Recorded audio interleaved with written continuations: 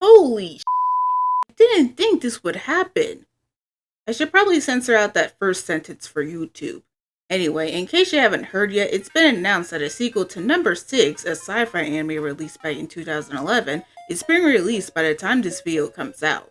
While I never experienced the anime, I did read the manga back when I was a teenager, and it currently still holds a special place in my heart as it was my first boys love manga, which led me down a Yari rabbit hole in the most unintentional way, but that's a story for another time. And to celebrate the sequel coming out, I'm going to cover the series to see if it still holds up today, making this less of a review and more of a retrospective. So let's get right into this.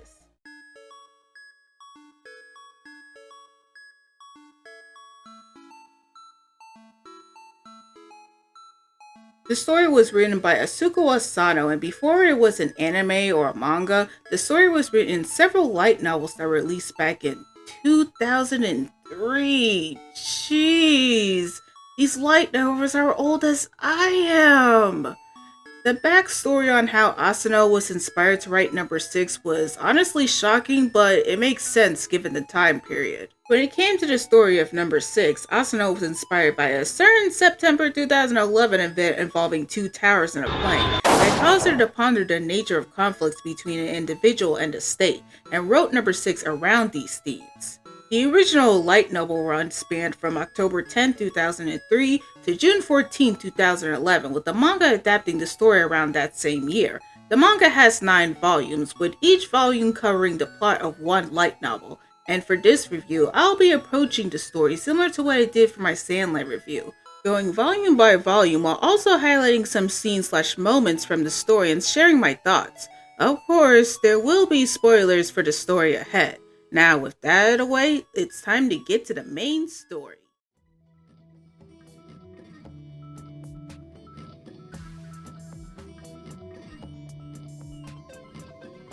The story begins with a severely injured boy making his way out of a tunnel, and then switches to the introduction of one of the main characters, Shion.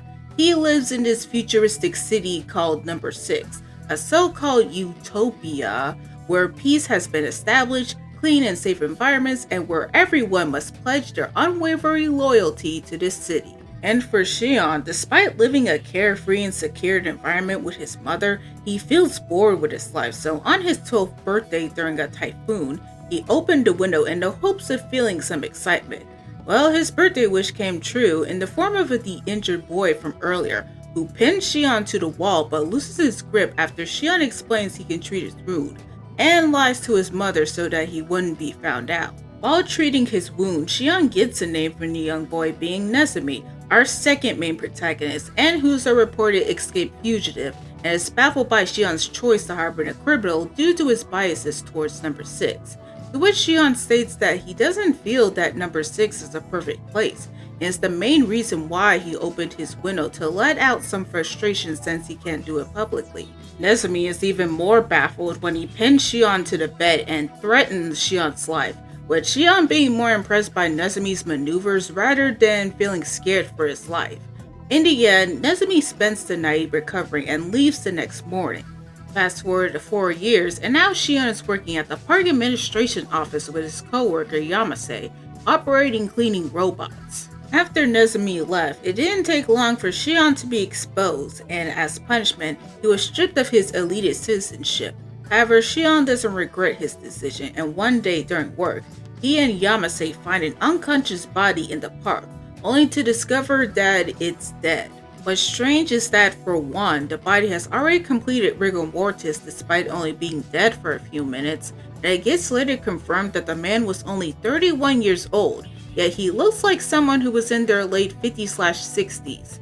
Shion then shares his findings with his childhood friend Safu, who also agrees that the whole situation is bizarre. Both friends are hanging out since Safu is planning on leaving in 2 days for exchange, which leads to this very awkward moment where she asks to sleep with him, and, well, at least Shion doesn't go through with it and only entertains her with the idea of it, but all I'm thinking of right now is how tragic her character is, not just because of her unrequited love for Shion, but some events that are gonna happen very soon. The next day, Shion and Yasume discuss the strange case when suddenly Yasume starts to feel strange, begins to age rapidly and deteriorate before falling dead, displaying symptoms similar to deceased men. And if that wasn't horrifying enough, Shion then watches a wasp wiggle free from Yasume's neck and understandably passes out. I completely forgot that this part was in the story, and I'm glad that I managed to block it from my memory until now. Hopefully I can do it again. When Shion wakes up, he's confronted by a man named Rashi, who has a history with Shion since he was the one who interrogated Shion after Nezumi left. Despite appearing friendly and civil, Rashi is there to detain Shion and use him as a scapegoat cover-up for the two deaths. And when all hope seems lost, Nezumi comes in to save Shion. He previously appeared before this moment, both when Shion was with Safu and warning Shion about Rashi, telling him to run. He manages to subdue Rashi while also threatening the guards in order to take the car and escape with Shion. After various methods Nezumi planned to distract and keep the guards off their trail, the two finally escape the city through the sewer system and reach Western Block, a town that is separated from Number 6 and acts as a no man's land where everyone is out for themselves. Shion then feels a bump on the back of his neck and he initially brushes it off thinking it was a blister, only for it to come back to bite him a few pages later when after settling in Nezumi's abode, the parasite wasp is about to explode. He urgently tells Nezumi to quickly cut it, causing Shion to eventually pass out. When Shion wakes up, he discovers that both his body and hair have changed, sporting main character white hair and a snake-like scar encircling his body. Despite these changes, Shion is grateful to be alive, and with this new symbolic rebirth, he plans to uncover the secrets behind the superficial perfection of Number 6. The next volume is about Shion gaining more info about the parasitic wasp while also adjusting to his Western Bloc life and learning how to survive. One thing that I'm rediscovering about this story is the unique way Asano created the setting of Number 6. Despite the somewhat futuristic setting, the world of Number 6 is grounded in reality, well as grounded as dystopian future setting can get, and it wouldn't be far off from our current day just with a little less technology and social media reliance. Another thing that I'm rediscovering is the romantic aspects between Shion and Nezumi. Now, if there's one thing you should know about me, is that I don't like how most romance stories are handled. Keyword being most. I found and enjoyed plenty of stories that I didn't mind a romantic subplot, and Number 6 is included in this pile. Because of the way Asano wrote the romance to develop naturally while integrating it well within the plot, that I didn't mind the more sappy moments. Even if this one moment was a bit too much for me, but I'm willing to let it slide. The chemistry between these two is entertaining to read, as they each have this playful back and forth you often see in pairs, leading into cute moments such as Nezumi calling Shion royalty names as a nickname, Shion taking on Nezumi's dare of organizing his library in a short time frame and then playing book quote games with Nezumi, and my personal favorite, Shion being insecure about his white hair but is thankful that it's better being bald, leading to Nezumi imagining Shion as bald and then holding on to Shion's hair like it's the most precious thing in the world. What also helps the relationship is that their personalities are complete opposite of one another, with Shion being kind, caring, but generally naive due to his upbringing, and Nezumi being more aloof, sarcastic, irritable, and tends to be dramatic, but that's due to his love of classic literature and his occupation as a stage performer. And throughout the story, the two learn from one another that by the time the story ends, you want them to be happy together, but I'm getting ahead of myself. Back to the main story, one of the first things Shion investigates is the chrysalis that was extracted from his neck, and ponders the purpose of Number 6 creating such a parasite since none of the other districts have this issue. Honestly, I find this parasitic wasp scenario really horrifying to think about. Like, I already have to deal with wasps sometimes appearing near my porch during the summer. You're telling me that if I lived in Number 6, there was a chance a wasp was just living in the back of my neck waiting to hatch it? Nope. I'm not thinking about it anymore. I'm just gonna move on. Thankfully, Nezumi has been keeping in touch with Shion's mother, Kairin, to let her know her son is okay using a robotic mouse. In response, she left him a message to head to a place called the Latch Building. While Nezumi doesn't have an idea of where this Latch Building is, he knows someone who might, and their name is Inukashi.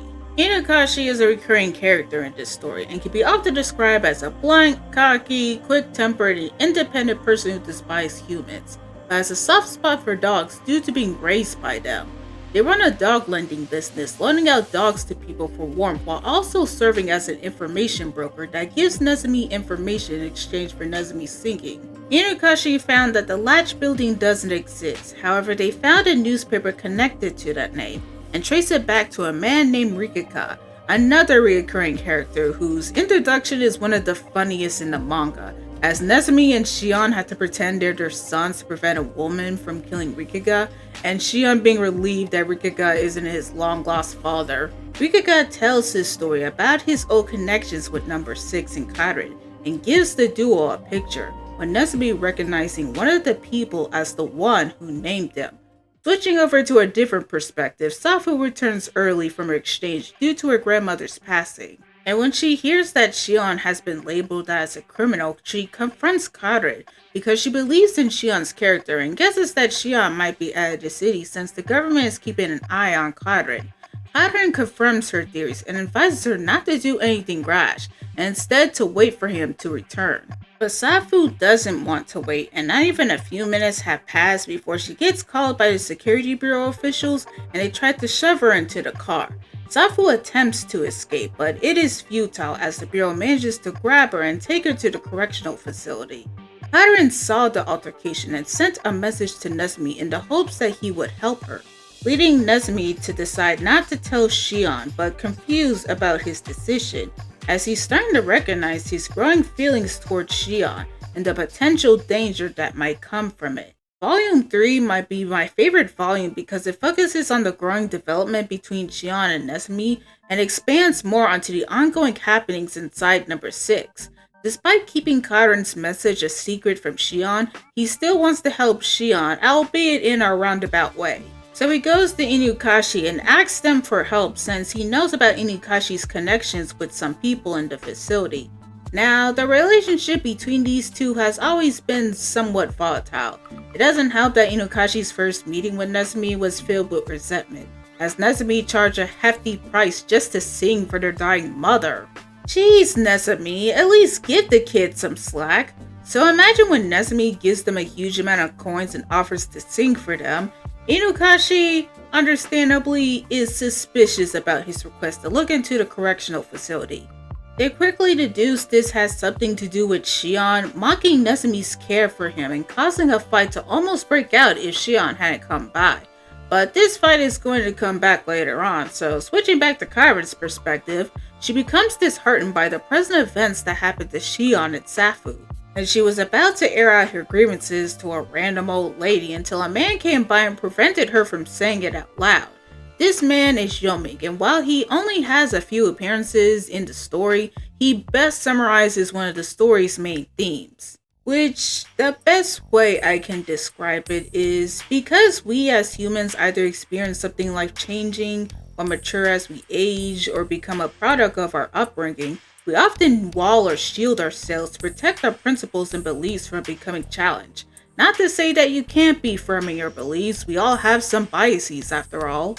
But it's important to try to keep an open mind and listen to different perspectives, at least the ones that aren't immoral or are ethical, even if you might not agree with them. Which I feel like is a lot more relevant nowadays, considering you can't even speak your mind or make a joke about certain topics. Why are they getting taken out of context to get twisted or interpreted as negative? Then again, somebody will always see you in a negative light, no matter what you say or do.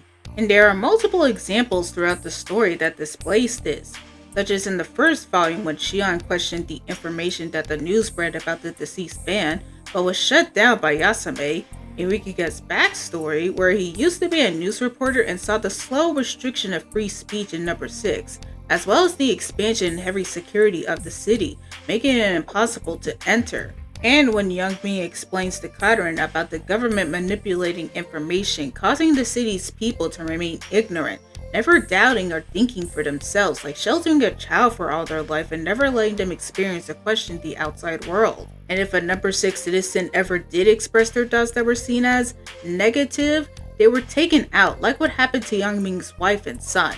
It's even in characters like Nezumi when Nezumi and Shion discuss the potential demise of number 6 in the coming spring with the parasitic wasp. Nezumi is more than happy to see the fall of the city, making Shion curious about Nezumi's hatred towards number 6. Nezumi tries to keep his distance, often telling Shion that number 6 is a parasite city. There will always be conflict. It's either my way or the highway, and it's only a matter of time before Shion becomes Nezumi's enemy. But Shion doesn't buy Nezumi's hatred for number 6, expressing that not everything is in black and white, that there's no point in becoming enemies, and that there could always be a third way. It might seem idealistic, but at least someone has faith in humanity. If Nezumi doesn't want to at least try to hear Shion out on this different perspective, then he's no better than the ones in charge of number 6. But anyway, while Nezumi heads off to work, Shion goes out to the market to buy some food with Rikikai accompanying him. He offers to buy Shion a coat since he didn't have one on, and while they were searching, Shion shockingly finds Safu's coat, a coat that he always seen her wear. And after some major coaxing from the owner, Shion finds about Safu's kidnapping and Inukashi's connections with the correctional facility, so he runs off to get some answers from Inukashi.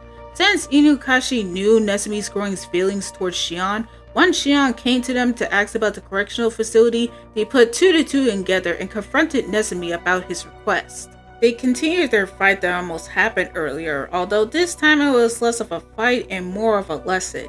Inukashi warns Nezumi of the potential dangers the correctional facility will bring, and it doesn't matter how strong Nezumi thinks he is, he's still human. And now that Shion knows about Safu, both of them know that Shion would of course try to find a way to rescue her. So Inukashi tells Nezumi that if Shion is so important to him now, he better protect them to the end. Which leads to one of the most memorable moments of the story, being the goodnight kiss scene. It was effective when I was 17, and it's still effective now from the way it was written. As much as Nezumi tries to close off his heart, convincing himself that he doesn't care about Shion, and that his constant curiosity about him is just him getting information that he can abuse later, he cares about Shion. Otherwise, he wouldn't have saved him. He wouldn't have reached out and keep in touch with Karen. He wouldn't have gone to Inukashi and begged them for their help, and he definitely would have tried to convince Shion to think about himself for once and to stay with him, so he won't have to feel this sense of loneliness if he leaves. But Shion's caring nature wouldn't allow him to sit still and do nothing, and even when Nezumi asks if he regrets that night 4 years ago, Shion easily said no, because to Shion, letting Nezumi in has caused him to experience emotions he never thought he would experience, and he's grateful to Nezumi for appearing in his life, so he gives him a goodnight kiss and heads to bed. But Nezumi knows that it wasn't a goodnight kiss and silently cries, something he hasn't experienced in a long time. When Shion sneaks out to begin his rescue, Nezumi follows him, and the two finally have an honest conversation with one another, and they both get equal punishment for keeping a secret from the other. Which I'm glad Asano didn't drag out this secrecy for too long, and this is your friendly reminder to always be honest with your partner, especially if the issues involved though. The two reconcile and promise to not pull this type of stunt again, with the mission now being to figure out how to get into the facility. With the information for both Inukashi and Rikuga, Nezumi theorizes that there's only one possible way to infiltrate the facility without getting arrested and put under heavy surveillance, and that's through something called the manhunt. Okay, so since the story is starting to pick up, I'm combining the next 6 volumes into 2 separate entries to save time. Volumes 4, 5, and 6 focus on the infiltration of the correctional facility and the hidden depths of number 6's history. The gang lures and interrogates someone from the Central Administration Bureau using Inukashi as bait to get some answers about the facility. They discover the purpose of the manhunt, which is what you expect coming from that name, and despite being a high official in the city, he's unaware of the quote-unquote epidemic happening in the city with the parasitic wasp, even though the wasp situation is still happening despite being in the winter. The best information the official could give them was the newly installed equipment was connected to the health bureau and the internal setup of the facility before leaving to have the amazingly parasitic wasp experience, unsurprisingly as punishment for unauthorized leave of the city. So there's a bit of downtime before the upcoming hunt, and if you think the Nezumi angst was over with, you'll be wrong. because after giving Shion a heart attack by passing out unexpectedly, Nezumi once again is trying to put up his barriers and convince himself that he doesn't need to be cared for. Which on one hand, I can understand considering he was raised in an environment where kindness is a rarity, but on the other hand, I just want to take this stubborn fool by the shoulders and say, let him love you, damn it! At least we get the dancing scene out of this. Waiter, more yaoi, please. Why, of course. And after several days have passed, the manhunt begins, gathering a considerable amount of people from the West Block, including our couple here, while also killing those who were resisting. For Shion, this is a heavy reality for him to face as he experiences the true horrors of number 6, as he's loaded onto a truck, sorted into a line where he gets ushered into an elevator and watches multiple people he met inside the truck fall to their deaths, forming a pile of bodies, and has to climb that same pile of bodies to escape. He would have lost it if Nezumi wasn't there to snap him out of it, and it's something that Asano was initially hesitant to do considering her pacifist nature, but knew that the rescue mission wasn't going to be as simple as she thought it would be, without risking characters not changing. And this road to hell and torment is only just getting started for Shion. After climbing over the bodies, the couple enters a crack hole that leads into a cave, where Nezumi's old acquaintance appears. Although acquaintance might be a stretch considering this is Nezumi we're talking about. But the cave connects to an underground civilization led by a man named Ro, or Old One, who was one of the main heads behind the creation of number 6, and the person Nezumi recognized earlier in the story as the one who raised and gave him his new name when he was a child. Ro then gives an exposition on the creation of number 6, which is a not so subtle metaphor on colonization, when in Ro's efforts to discover and research a power mankind should not apprehend called Elurias, number 6 destroyed and massacred forest people and their culture, which was revealed to be Nezumi's origins. Nezumi doesn't remember much of his early years in the forest, other than knowing he has a connection with Elurias that's going to play a part in the finale, and the color of fire that resulted in a scar on his back. Ro ends his tale by showing he was the first survivor of the parasitic wasp, and warns Nezumi that his obsessiveness with breaking down number 6 will only cause more hatred and heartache, making him again no better than the ones in charge of number 6. After being entrusted with a USB that will help save number 6, Shion and Nezumi head above ground to finally rescue Safu. We're officially in the endgame now, as major revelations are discovered, characters make life-changing decisions, and the epic climax of this story approaches. When the couple gets inside the facility, chaos erupts thanks to Inakashi convincing one of their contacts to rebel against the facility, using the cleaning robots to release several piles of trash throughout the facility, which I imagine is every custodian worker's wet dream after getting fed up with their employers, minus the whole being shot to death. While climbing their way to the top, the two stumble upon another prime example of the number 6 horrors, now with brain extractions and getting disposed of like cattle after they serve their usefulness.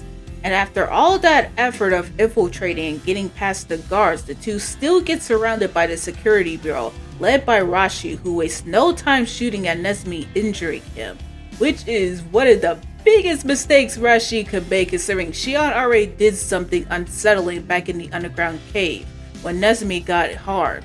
And after everything that's happened so far, Shion seizes a gun and kills Rashi. Seeing Shion kill someone was the last thing Nezumi ever wanted to see or comprehend, and it mirrors another scene that happened earlier during the interrogation when Shion witnessed Nezumi torture the official, before switching to Shion's more gentle approach.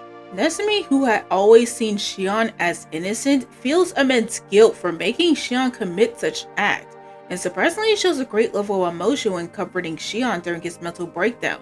It's one of those moments I keep coming back to, and this is not even the crux of Nezumi's character yet. Shion and Nezumi finally made it to the top, where Shion is reunited with Safu. However, sadly, this reunion turns into a bittersweet farewell, as it's revealed that Safu isn't there anymore, at least in a physical sense. It's been heavily foreshadowed throughout the story, and even though you already know Safu's fate, it's still hard to see Shion slowly denying the reality that she can't come with him. It's why I call Safu a tragic character, because beyond the unrequited love stuff, just when you think she might have a chance to become more involved with the story, like everything they do, number 6 robs Safu's freedom to become just another experiment. But Eliris was there to fulfill Safu's request to see Shion one more time, and Safu urges Shion and Nezumi to destroy the faculty and escape, taking her out Old Yeller style. And in the aftermath, in his grief-stricken state, Shion accuses Nezumi of killing Safu. He immediately retracts his statement and apologizes, but Nezumi confirms his true motives, even though you can clearly see that he's lying. An officer then spots the couple and aims his gun at Shion. In an unexpected moment, Nezumi quickly runs in front of Shion and takes the bullet for him. This is the most significant moment for Nezumi's character because throughout the series, Nezumi states that once you find something to protect, you lose. Despite initially brushing off Shion's naive, idealistic views, Nezumi does admire him for wanting to find a better way of doing things. And throughout this infiltration mission, he slowly accepts his feelings for Shion to the point of laying down his life for him, just like how Shion is willing to cause harm to others to protect Nezumi. Shion then carries the gravely injured Nezumi and finally escapes the correctional facility as it crumbles into ruin, thanks to Inukashi's and Rikuga's assistance. When Shion sees his old home, he finds that it has turned into chaos and panic, as an early celebration of the city becomes a festive of horrors, when multiple witnesses see people deteriorating right in front of them and demands answers from the mayor. Youngming takes this opportunity to rally the people into battle to destroy number 6, not realizing that he's being blinded by his hatred and desire for revenge, and is about to make the situation even worse. The gang takes Nezumi to a small hospital to get his wounds treated. This gives Shion some downtime to catch his breath and decode Rose USB to figure out what to do and how to stop the parasitic wasps. And the answer lies with Nezumi, as there's one more piece of information regarding his connection with Eliras. Nezumi's people had a connection with Eliras for centuries, often revering her as a god. In exchange for Eliras not to turn them into hosts for a parasitic wasp, they carry out a ritual of offering her a nest of animal brains and seeking to appease her, so that way Eliras will lay her eggs in the animal's brains instead of the forest people, and the forest people will guard the eggs until they hatch.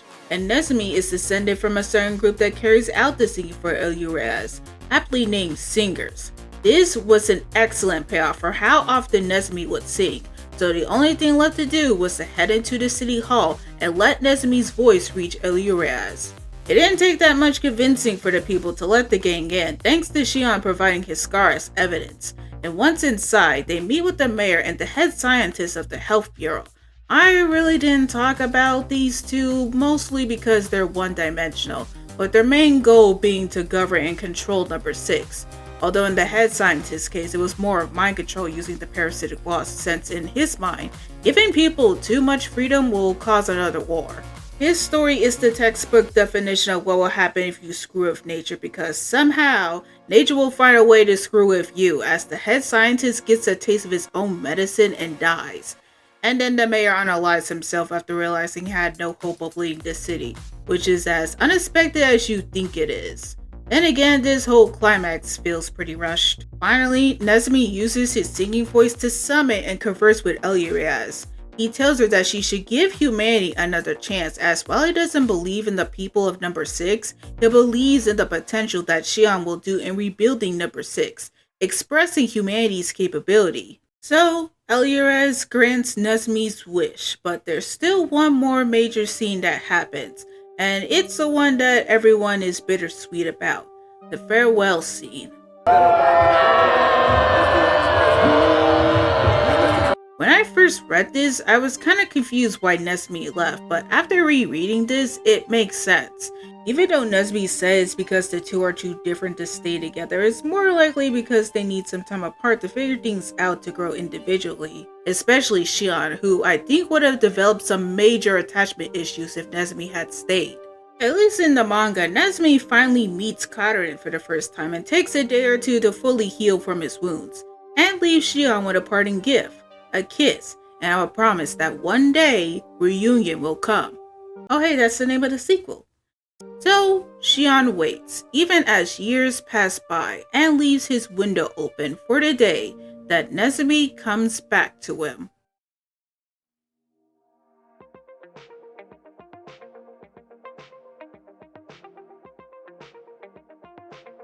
Overall, I would say number 6 still holds up, with themes that are relevant to this day and a romance that feels real and makes my inner giddy teenage self happy.